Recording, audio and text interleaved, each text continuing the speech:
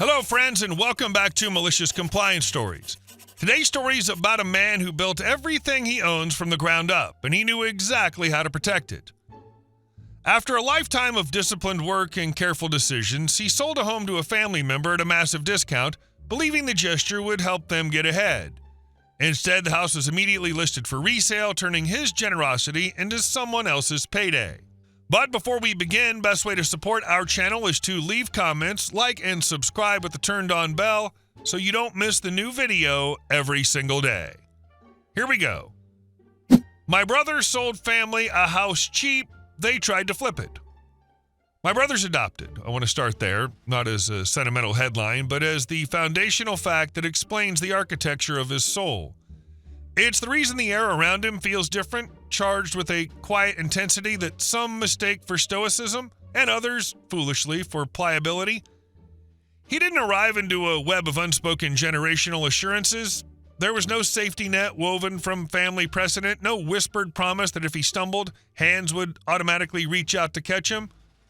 From a startlingly young age, his worldview was engineered around a simple, unsentimental equation: what you have is what you build. What you keep is what you defend. There was no drama in this realization, no adolescent angst, just a clear-eyed assessment of the bedrock upon which he would have to construct his life.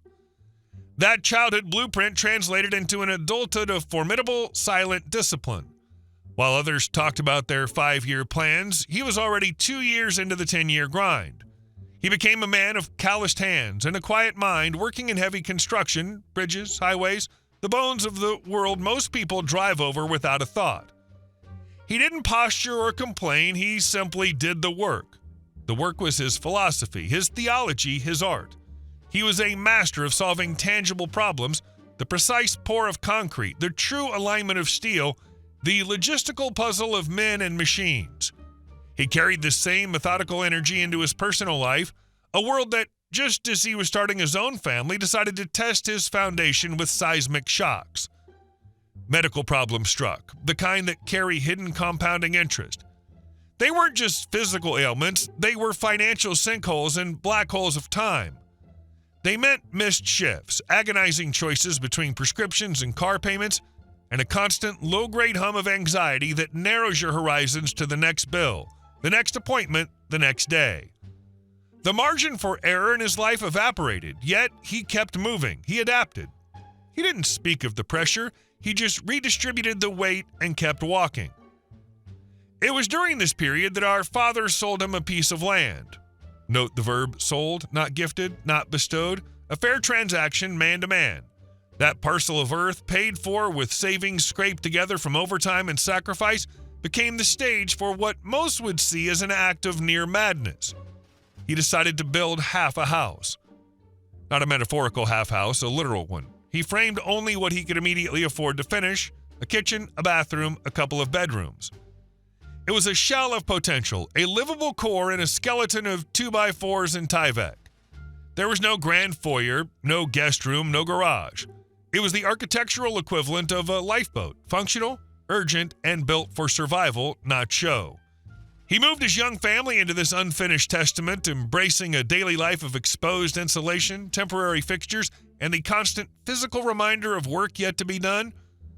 For him, it wasn't an inconvenience, it was a strategy. He'd created equity not with cash, but with sweat and grit. With that tangible asset, a roof, however partial, over legally owned land, he went to war with the bank. He needed a second loan to finish what he'd started.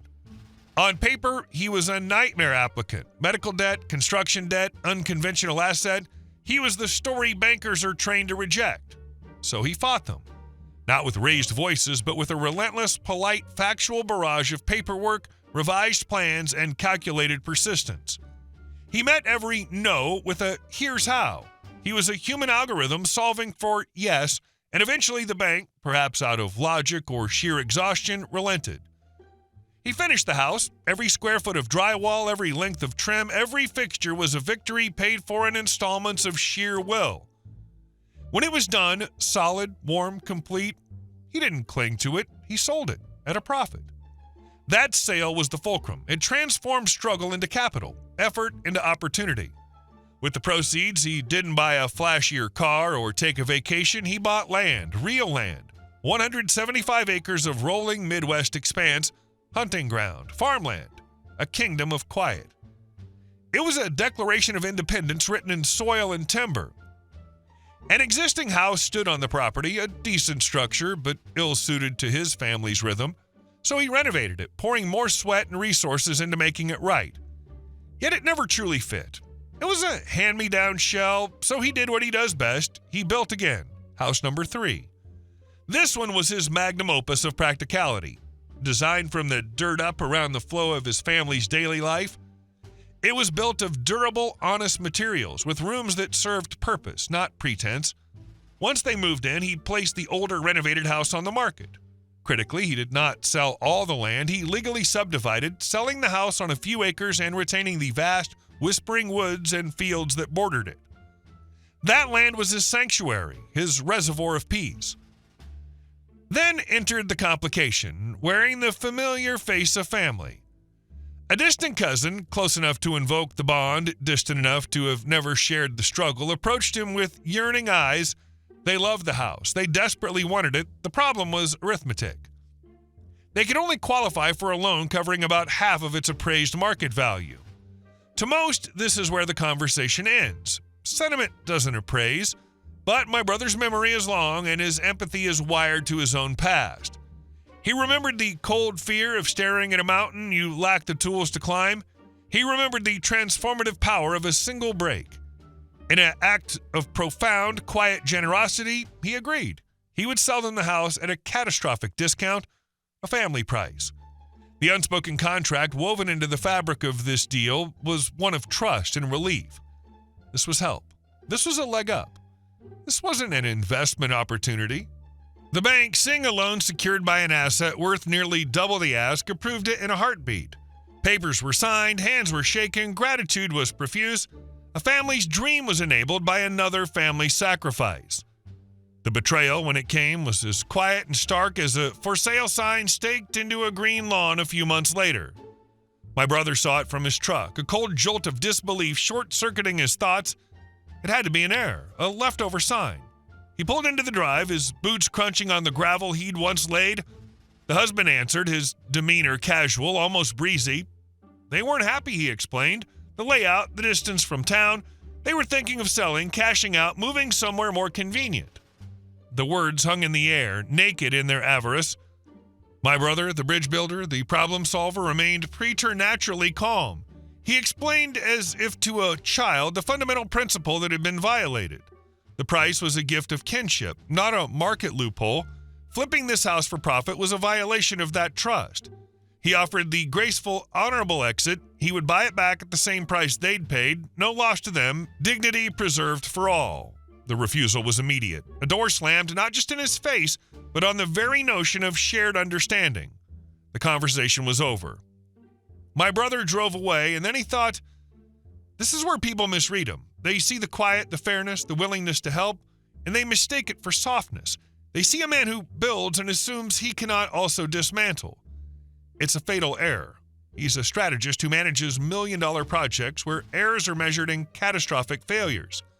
His mind is a tool for solving complex material problems. And this was no longer a complex problem. The next morning, as a peach dawn bled across his own fields, he loaded a tractor, a post-hole digger, coils of stout hog wire, and a pile of treated fence posts into his trailer. The sound of his diesel engine was the only announcement he made. The family in his house awoke to the visceral, industrial soundtrack of retribution. The mechanical thud of the post-hole digger biting into the earth, the ringing clang of steel posts being driven deep into the dirt. The husband stumbled outside, squinting in the morning light, his face a mask of confusion and dawning alarm.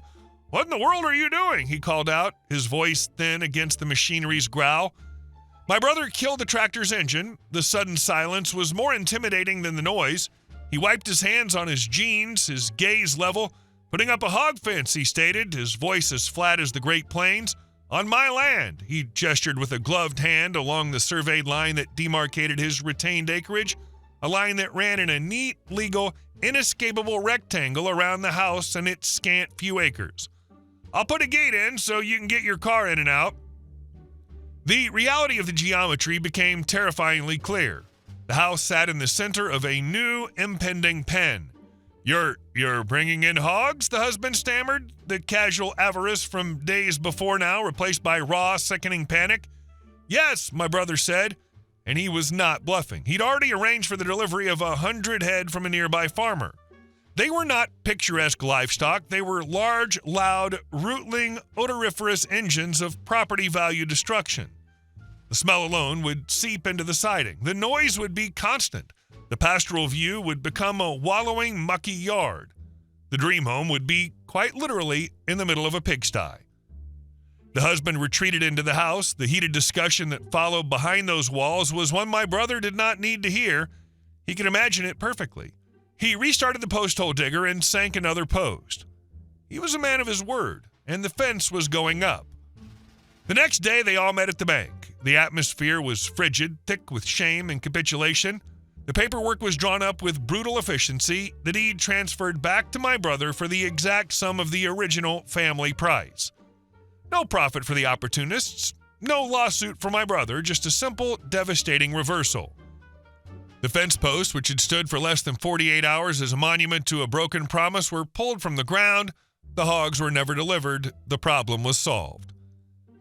My brother didn't profit from the reclamation. He didn't want to. He didn't gloat or lecture. He simply, and with immense finality, demonstrated that the generosity which flows from strength is not an invitation for exploitation. He had drawn a line in the soil, not with anger, but with the calm, irrevocable certainty of a property line. He proved that the most powerful fence is not made of wire and wood, but of principle and the unwavering will to enforce it. Generosity is not weakness. It's a choice made from a position of strength, and those who confuse the two, who mistake kindness for naivete, eventually learn the difference, sometimes in the startling morning quiet, broken by the sound of a fence being built around their foolishness.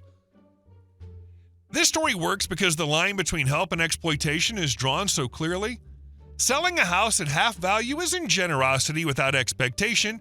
It carries an implied boundary of good faith. The cousins didn't cross a technical rule. They violated intent. Once that happened, your brother had no obligation to preserve their upside. His response respected legality, proportionality, and finality. He didn't profit from reclaiming the house, which is key. That detail removes any sense that this was about winning. It was about refusing to subsidize someone else's opportunism once trust was gone. And our second story. My husband refused to properly label moving boxes. When we were packing, I numbered all the boxes and used color-coded labels for each and had a running inventory sheet for each box. I packed the entire house by myself.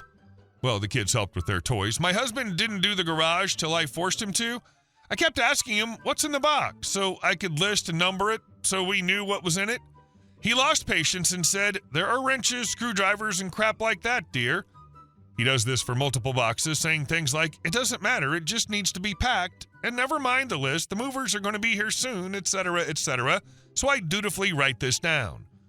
Fast forward, we're moved into and renovating the new house. We're beyond stressed because there are burners and wallpaper that were applied by Satan, which delayed painting, which delayed carpet, etc. Hubby's looking for a specific tool. Ask me what's in a specific numbered box. I can give him specific details, but tell him, "That's orange, which is kitchen. You need blue, which is the garage." So he goes over to the boxes labeled in blue with the garage stuff in it.